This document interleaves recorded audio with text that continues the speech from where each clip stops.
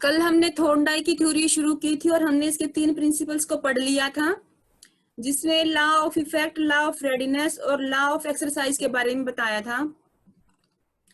इसके बाद इन्होंने कुछ आपत्तियां बताई थी, यानी कि कुछ क्रिटिसिज्म इसके बताए गए थे, वो भी हमने कुछ कर लिए थे और इसको हम यहाँ से पढ़ेंगे कि जो इन्होंने नियम बताए हैं। फर्स्ट नियम था इनका लॉ ऑफ इफेक्ट, फिर आपका लॉ ऑफ एक्सरसाइज, फिर है लॉ ऑफ रेडीनेस। तो इनके कुछ आपत्तियां थी, यानी कि कुछ इनके क्रिटिसिज्म, आलोचनाएं की गई थी, तो वो पढ़ लेते हैं कि प्रभाव नियम में जो आपका लॉ ऑफ इफेक्ट है, उसमें जो आपको इफेक्ट मिलता है काम करने का, अगर वो इफेक्ट आपके लिए पॉजिटिव है, आप उससे सेटिस्फाइड हैं, तो आप उस काम को बार बार रिपीट करेंगे। इसके बाद दूसरा है कि आप उस काम से सेटिस्फाइड नहीं है तो आप में खींच, अनोइनेस उत्पन्न हो जाती है। तो जिन्होंने इनकी आलोचना की थी उसमें उन्होंने ये कहा था कि सब्जेक्टिव होता है। क्यों? क्योंकि हमने उस चीज को अपने आप फील किया है, और जब हम उस चीज को फील करते हैं तो खुद हमारा वो एक सब्जेक्टिव पर्सपेक्टिव बन जाता है। तथा ऐसे भी जिनमें पशु व्यवहार की व्याख्या ठीक ढंग से नहीं हो पाती है। यह कैसे माना जा सकता है कि पशु में अमुक क्रिया करने के बाद उसमें संतुष्टि हो रही है या अनोइनेस उत्पन्न हो रहा है। यानी कि जब थॉर्नडाइक ने बिल्ली पर अपना प्रयोग किया था, तो बिल्ली को जब भोजन मिल गया था, तो यहाँ पर आलोचकों ने ये बोला है कि वो बिल्ली ने अपने मुंह से ये नहीं बताया कि वो सेटिस्फाइड है या फिर उसमें खींच उत्पन्न हो रही है। क्या खाना उसके अकॉर्डिंग का था, क्या जो टेस्ट वो चाहती थी वो उस खाने में था। तो इस वे में उन्होंने इसको क्रिटिसाइज किया है कि ये चीजें सब्जेक्टिव होती हैं। फिर थॉर्नडाइक ने इन दोनों अवस्थाओं में जो सेटिस्फेक्शन है, जो अनोइनेस है, इसमें कुछ बताया था कि इन दोनों अवस्थाओं को वस्तुनिष्ठ रूप से इस प्रकार हम परिभाषित कर सकते हैं, यानी कि हम ऑब्जेक्टिव रूप में कैसे इसको डिफाइन करेंगे। सेटिस्फेक्शन क्या होती है? सेटिस्फेक्शन उत्पन्न करने वाली अनुक्रिया यानी कि रिस्पॉन्स, वैसा रिस्पॉन्स होता है जिससे बचने या दूर रहने के लिए प्राणी कुछ नहीं करता। यानी कि अगर उसको सेटिस्फेक्शन मिल रही है तो वह उस काम को मतलब अपने रूटीन में करता रहेगा, ना तो उससे दूर जाएगा और ना इसको करने से बचेगा, बल्कि प्राय उसे करने की कोशिश करता है।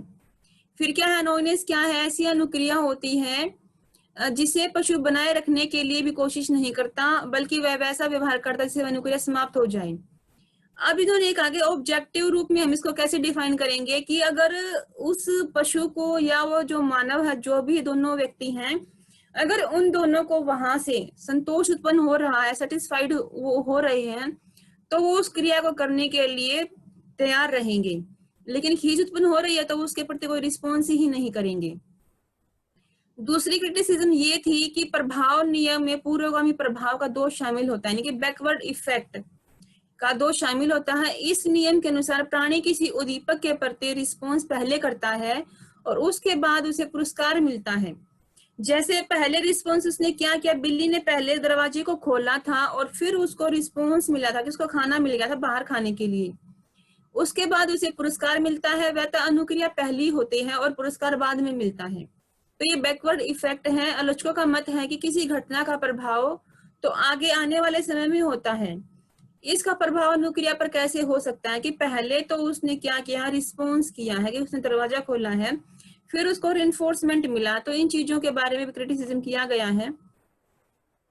तो थॉर्नडाइक ने क्या बोला है कि थॉर्नडाइक के प्रयोग में बिल्ली ने जो उस दरवाजे को खोला था, गिरा कर दरवाजा पहले खोल लेती है और बाद में उसे भोजन मिलता है।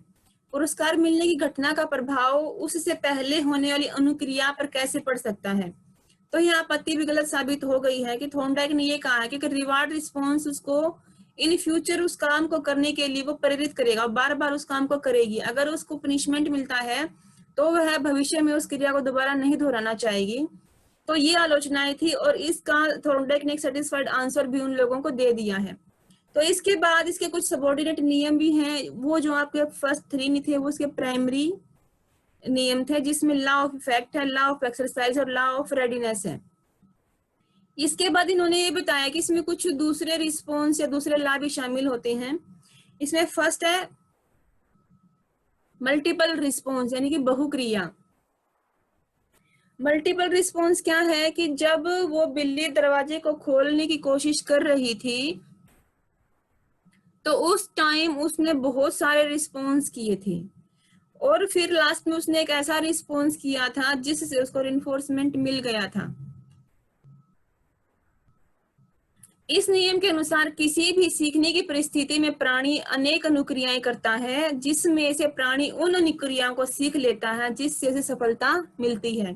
कि बार बार बिल्ली ने उछलना कूदना शुरू कर दिया था, नोचना खसुटना शुरू कर दिया था, लेकिन दरवाजा नहीं खुल रहा था। उसने बहुत सारे रिस्पॉन्स किए थे, लेकिन आखिरी में क्या हुआ कि उसका पंजा उस चिकनी के पर पड़ा और वो दरवाजा खुल गया। तो उसने लास्ट में रिस्पॉन्स करना सीख लिया था। फिर है सेट और एटीट्यूड।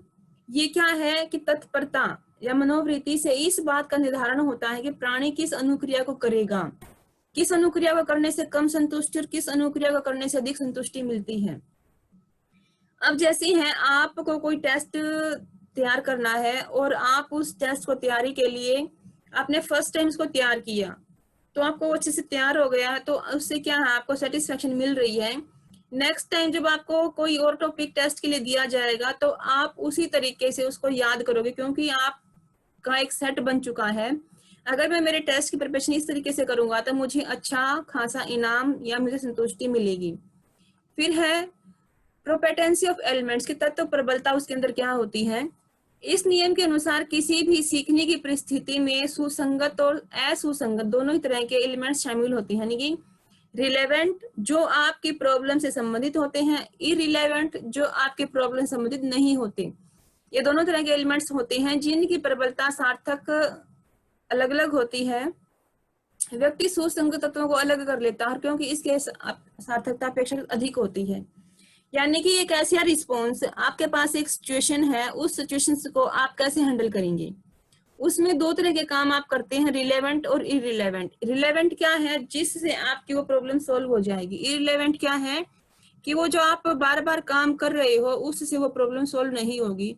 तो आपने किन तत्वों को, किन एलिमेंट्स को अप्लाई किया, जो रिलेवेंट तत्व होते हैं वो। फिर आपका रिस्पॉन्स बाय सिमिलरिटी और एनालॉजी की एक ऐसा रिस्पॉन्स जिसमें एक नियम बना हुआ है, जिस चीज को आपने पहले सीख लिया है आप उसी के अकॉर्डिंग नया काम करोगे। इस नियम के अनुसार प्राणी किसी नई परिस्थिति में वैसी ही अनुक्रिया को करता है जो उसके गत अनुभव या पहले सीखी गई अनुक्रिया के सदृश्य होता है। यानी कि कोई प्रॉब्लम आपने पहले सोल्व की है, दोबारा आपके पास सेम प्रॉब्लम आ जाती है, तो जिस तरीके से आपने पहले उसको सोल्व किया था उसी तरीके से आप उसको दोबारा भी सोल्व करोगे। इसमें लास्ट इसका नियम है एसोसिएटिव शिफ्टिंग, कि सचालन स्थानांतरण, कि आपने उसको कैसे चेंज किया है, कैसे शिफ्ट किया है। इस नियम के अनुसार कोई अनुक्रिया जिसके करने की क्षमता व्यक्ति में है एक नए उद्दीपक से भी उत्पन्न हो सकती है। यदि एक ही अनुक्रिया को लगातार एक ही परिस्थिति में कुछ परिवर्तन के बीच उत्पन्न किया जाता है तो अंत में वही अनुक्रिया एक बिल्कुल ही नए उद्दीपक से उत्पन्न हो जाती है। यानी कि जब आपने एक काम को किया है और उस समय आपके सामने जो स्टिमुलस है आपने उसको वहां पर यूज किया है, और जब आपके पास एक सिचुएशन अलग से आ जाती है तो वहां पर भी आप उसी सेम क्रिया के साथ उसको शिफ्ट कर देंगे। यानी कि जैसे आपने टेबल याद की हैं और जब आपके पास कुछ नया चीजें याद करने के लिए आती हैं तो आप उस तरीकों को सेम वहां पर अप्लाई कर देते हैं। तो ये थ्योरी थी आपके, जो 1898 में उन्होंने अपना पीएचडी का काम शुरू किया था। 1930 तक उन्होंने क्या नियम दिए थे, 3 प्राइमरी नियम दिए हैं और उन्होंने 5 अपने सेकेंडरी नियम दिए हैं। इसके बाद क्या हुआ था, जो 1930 के बाद का कनेक्शनिज्म है उसमें कुछ चीजें चेंज हुई हैं, कुछ चीजों को हटा दिया गया है और कुछ को बढ़ा दिया गया है। तो हम पढ़ते हैं कि 1930 के बाद थॉर्नडाइक ने अपनी थ्योरी में क्या क्या चेंज किए थे। इन्होंने 3 काम किए थे। डिसप्रूफ ऑफ लॉ ऑफ एक्सरसाइज, इन्होंने एक्सरसाइज के नियम का खंडन किया था कि हम अगर बार बार किसी चीज की प्रैक्टिस करते हैं और प्रैक्टिस करने से हमें उस चीज की लर्निंग हो जाती है, तो यहाँ पर आकर उन्होंने ये कहा था कि प्रैक्टिस से लर्निंग पर कोई इफेक्ट नहीं पड़ता, तो इसने यहाँ पर डिसप्रूफ कर दिया था लॉ ऑफ एक्सरसाइज को। फिर है आपका transactions of law of effect, जो प्रभाव का नियम है उसको उन्होंने छोटा कर दिया था। स्प्रेड ऑफ इफेक्ट, फिर प्रभाव के नियम को उन्होंने बढ़ा दिया था। तो इन तीनों बातों को पढ़ते हैं, उन्होंने क्या बोला है। फर्स्ट है disproof of law of exercise, Thorndike के सामने अनेक प्रयोगों के परिणाम उपलब्ध थे, यानी कि उन्होंने डिफरेंट एक्सपेरिमेंट किए थे और उन डिफरेंट एक्सपेरिमेंट से उनके पास कुछ नियम या कुछ रिजल्ट निकल कर आए थे कि मात्र अभ्यास से सीखने की प्रक्रिया नहीं हो पाती, कि अगर हम बार बार प्रैक्टिस करेंगे तो हम उसे सीखेंगे नहीं। जैसे कुछ मनोवैज्ञानिकों ने रेखा खींचने का प्रयोग किया था, यानी कि लाइन ड्राइंग एक्सपेरिमेंट, कि आपको एक पेज दे दिया गया है व्हाइट कलर का और आपको उस पर लाइन बनानी है। अगर हमें लाइन तो बनानी आती ही है, उस लाइन को बनाने में हम कितना एक्सपीरियंस लेंगे, कितनी हम एक्सरसाइज करेंगे। तो प्रयोजक को प्रत्येक प्रयास में किया गया जो रिस्पॉन्स उसके एक्यूरेसी के बारे में पहले से ही क्या था, रिजल्ट, नॉलेज ऑफ रिजल्ट था, यानी कि उसको पता था कि मुझे इस तरह से लाइनें लगानी हैं।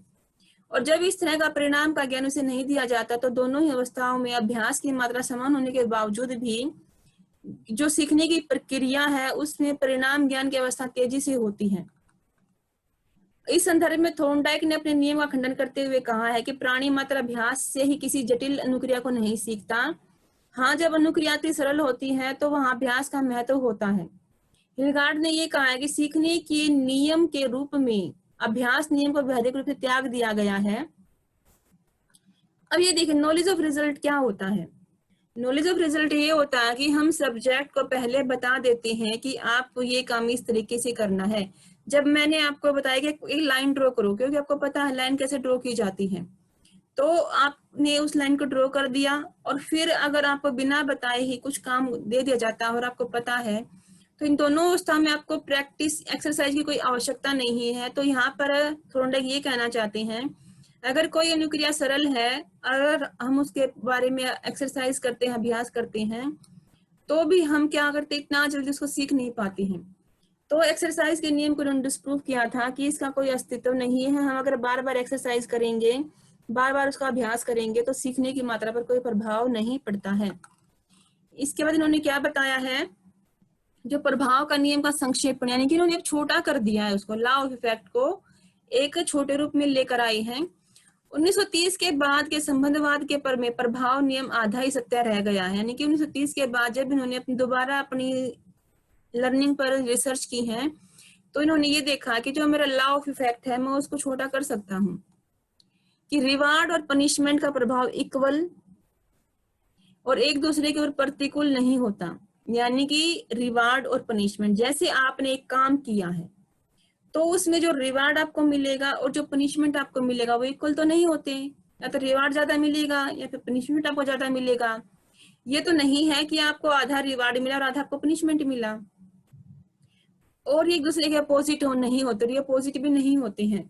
अपोजिट कब होंगे, जब 50% आपको रिवार्ड मिलेगा, 50% आपको पनिशमेंट मिलेगा, तो ये अपोजिट होंगे। तो यहाँ पर इन्होंने मॉडिफिकेशन किया है, तो क्या बताया है कि पुरस्कार का प्रभाव सीखी जाने वाली अनुक्रिया पर दंड के प्रभाव की अपेक्षा अधिक होता है। पुरस्कार के प्रभाव से भविष्य में किसी अनुक्रिया के होने की संभावना बढ़ जाती है, परंतु दंड से कोई भी अनुक्रिया कमजोर नहीं होती। दूसरे शब्दों में, दंड जैसा कि पहले समझा जाता था किसी अनुक्रिया को कमजोर करने में प्रभावकारी नहीं है। इस तरह से स्पष्ट है कि 1930 के बाद प्रभाव का नियम आधा सत्य रह गया है। पुरस्कार से उद्दीपक अनुक्रिया का संबंध मजबूत होता है और दंड से कमजोर नहीं होता। देखो, पहले इसने ये बताया था लॉ ऑफ इफेक्ट में कि हम कोई काम कर रहे हैं और उस काम का इफेक्ट हमारे ऊपर पॉजिटिव आ रहा है, तो हम उस काम को सीखेंगे, जल्दी सीखने की कोशिश करेंगे और इन फ्यूचर हम उसको बार बार प्रैक्टिस करेंगे और हमें काम वो आ जाएगा। दूसरा, पनिशमेंट के बारे में उन्होंने क्या बताया था कि अगर हमें उस काम को करने से पनिशमेंट मिल रही है, अगर पनिशमेंट मिल जाती है तो हम उस काम को करना बंद कर देंगे। तो अब इसने यहाँ ये कहा है कि वो दंड से कमजोर नहीं होता, लेकिन उसकी मात्रा जो है कम हो जाती है। तो अब इन्होंने क्या बताया है कि एक इन्होंने यहाँ पर एक्सपेरिमेंट किया था कि उनका एक प्रयोग था, मुर्गी के बच्चों पर था। इन चूजों को एक भूल भुलैया में छोड़ दिया गया था, यानी कि एक कुछ पजल सा बॉक्स था और उसमें इनको छोटे छोटे जो बच्चे होते हैं मुर्गी के, उनको डाला गया था, और जिसमें एक ही सही पथ था, दो अंध पथ थे, यानी कि एक उसमें 3 रास्ते थे, सिर्फ एक रास्ता उसको उसके गोल तक पहुंचाएगा और बाकी जो 2 रास्ते थे वो बीच में कहीं ना कहीं बंद हो जाते थे। सही पथ में जाने पर चूजों को पुरस्कार यानी कि भोजन, कुछ उनको टॉफियां या घूमने फिरने की उनको फ्रीडम मिलती थी। लेकिन जब वो दूसरे पथ में जाते थे जो बंद था, तो वहां पर वह 30 सेकंड के लिए उसको बंद कर दिया जाता था। अब जो दो रास्ते हैं, एक रास्ते पर उसको क्या मिला, रिइंफोर्समेंट मिला है, जहां पर उसको खाने की चीजें मिली हैं, जहां पर वो अच्छे से घूम सकता है, उसको पूरी फ्रीडम है, वो कहीं भी जा सकता है। उसके बाद दूसरे जब वो पथ में जा रहा है, तो वहां पर 30 सेकंड तक उसको वहां पर बंद कर दिया गया। तो अब इसका रिजल्ट क्या आया कि उन जो बच्चे थे, मुर्गी के बच्चे थे, उन्होंने जो पथ खुला हुआ था जहां पर उसको रिइंफोर्समेंट मिल रहा था, उसी पथ पर ज्यादा गए थे, और जो दूसरा पथ था वहां पर उनकी प्रवृत्ति कम पाई गई थी। यानी कि दंड से अनुक्रिया का होना कमजोर नहीं पड़ता, यानी कि दंड किसी अनुक्रिया को कमजोर करने पर प्रभावकारी नहीं होता, जबकि पुरस्कार किसी अनुक्रिया को मजबूत करने में प्रभावकारी होता है। अब यहाँ पर ये क्या बोलना चाह रहे हैं, ये बोलना चाह रहे हैं अगर हम दो क्रियाएं कर रहे हैं और एक क्रिया से हमें रिइंफोर्समेंट मिल रहा है, तो हम उस क्रिया को बार बार रिपीट करेंगे, हमें एक हैबिट बन जाएगी उस काम को करने की। और जब हमें उसके लिए पनिशमेंट मिलेगा तो हम उस क्रिया को करना बंद नहीं करेंगे, वो कमजोर नहीं पड़ेगी, हम उसके ऊपर ध्यान नहीं देंगे। इतना इसमें डिफरेंस बताया गया है। फिर ये बताया है कि स्प्रेड ऑफ इफेक्ट, ये प्रभाव के नियम को उन्होंने बढ़ा दिया था। तो ये कैसे बढ़ाया था कि प्रभाव प्रसार की घटना को थॉर्नडाइक ने प्रभाव नियम के समर्थन में 1933 में इसको दिया था, 1933 में दिया था। इस घटना में पुरस्कार के प्रभाव का प्रसार पुरस्कार अनुक्रिया तक ही नहीं रहता, बल्कि अगल बगल में जो पनिशमेंट रिस्पॉन्स उसको मिलता है उस पर भी पड़ता है। पुरस्कार अनुक्रिया को मजबूत तो बनाता ही है, साथ साथ जो उसके साथ एक दूसरी क्रिया उनको भी मजबूत बनाता है। मीन्स इसने क्या कहा है कि जब बिल्ली उस दरवाजे को खोलने की कोशिश कर रही थी, तो रिवार्ड रिस्पॉन्स क्या था, दरवाजा खोलना और उसका भोजन खाना था, तो उस रिस्पॉन्स को उसने बढ़ा दिया। लेकिन साथ ही वह कौन से उपयोग रिस्पॉन्स कर रही थी, साथ में वो उछल भी रही थी, कूद भी रही थी, और नोच भी उनको रही थी, कभी कभी वो उनसे सिर भी टकरा रही थी। तो इन क्रियाओं पर भी उस चीज का इफेक्ट पड़ता है। ये नहीं है कि बिल्ली ने सिर्फ दरवाजा को खोलना सीखा है, नहीं, साथ में उसने दूसरी क्रियाएं करना भी सीखा है। तो इस संबंध में उन्होंने एक प्रयोग किया था कि कोई सब्जेक्ट इसके सामने था, तो उसको स्टिमुलस वर्ड सुनकर 1 से 10 तक की संख्या को बोलकर अनुक्रिया करना था। यानी कि मैंने आपको कोई वर्ड दे दिया, कि वर्ड दे दिया मैंने आपको एप्पल, एप्पल जब आप सुनोगे उसके बाद 1 से 10 तक आप काउंटिंग बोलोगे। तो ये क्या है कि इसमें जो एक सिस्टम होता है, जो क्रम होता है, उसमें प्रयोजक को नहीं पता होता। थॉर्नडाइक कुछ अनुक्रियाओं को सही कहकर मौखिक पुरस्कार देते थे और कुछ अनुक्रियाओं गलत कहकर मौखिक दंड देते थे। यानी कि अगर उसने जैसे सब्जेक्ट था, उसको यह नहीं पता था कि क्या अनुक्रियाएं सही और क्या अनुक्रियाएं गलत हैं, लेकिन थॉर्नडाइक ने उसको एक वर्ड दिया, यानी कि कोई एक नाम दे दिया, एप्पल दे दिया, और एप्पल बोलने में उसको 10 तक काउंटिंग बोलनी थी सीरीज में। लेकिन थॉर्नडाइक ने क्या किया, ओरली ही उनको शाबाशी दी और ओरली ही उनको क्या बोला, पनिशमेंट दिया, यानी कि उनको शाबाशी नहीं दी। तो फिर इसने क्या बोला कि जो साथ में दूसरी क्रियाएं भी करता है, तो भी उसके अंदर क्या है कि वह उनको सीख नहीं पाता, लेकिन साथ में उसको पनिशमेंट भी नहीं मिलता। जैसे आपने कोई काम करना शुरू किया है, कोई प्रॉब्लम आपको, आप कोई प्रॉब्लम है आपके पास और आप उस प्रॉब्लम को सोल्व कर रहे हैं, तो उसमें क्या है, आपने कुछ रिलेवेंट क्रियाएं की हैं और कुछ इरिलेवेंट क्रियाएं की हैं। रिलेवेंट क्रियाएं क्या है कि आप उन क्रियाओं को अप्लाई करके उस प्रॉब्लम को सोल्व कर सकते हो। इरिलेवेंट क्या है कि आपने कुछ और भी क्रियाएं तो सीखी हैं, तो इन दोनों का प्रभाव जाकर इस पर पड़ता है। तो यहाँ पर थॉर्नडाइक ने सिर्फ इतना कहा है कि जिस क्रिया से हमारा जो काम सही जाता है, हमारे रिस्पॉन्स जो करेक्ट होते हैं, उनके साथ साथ हमारे पास जो इरिलेवेंट क्रियाएं हैं उनको भी सीखते हैं। तो ये था स्प्रेड ऑफ इफेक्ट। तो इतना ही करना है आपको इसके अंदर। ये आपकी थ्योरी कंप्लीट हो गई है आज। इसमें आपको मेनली 3 लॉ करने हैं जो 1930 से पहले के हैं, law of effect, law of exercise और लॉ ऑफ रेडीनेस। फिर इसके 5 सेकेंडरी नियम है, और 1930 के बाद इन्होंने 3 चीजें बताई हैं, जिसमें इन्होंने एक्सरसाइज के जो लॉ है उसको डिस्प्रूव कर दिया था। और फिर है इफेक्ट को इन्होंने इंट्रैक्शन कर दिया था, यानी कि उसको छोटा बना दिया था। फिर इफेक्ट को स्प्रेड कर दिया था। स्प्रेड ऑफ इफेक्ट में क्या है कि जब हम 2 क्रियाएं साथ में कर रहे हैं, एक क्रिया ऐसी होती है कि हमारा काम उससे बन जाता है, साथ में हम उसके साथ कुछ ऐसी अनुक्रियाएं भी सीखते हैं जो उसके से रिलेटेड नहीं है, फिर भी हम उन क्रियाओं को करना सीख लेते हैं।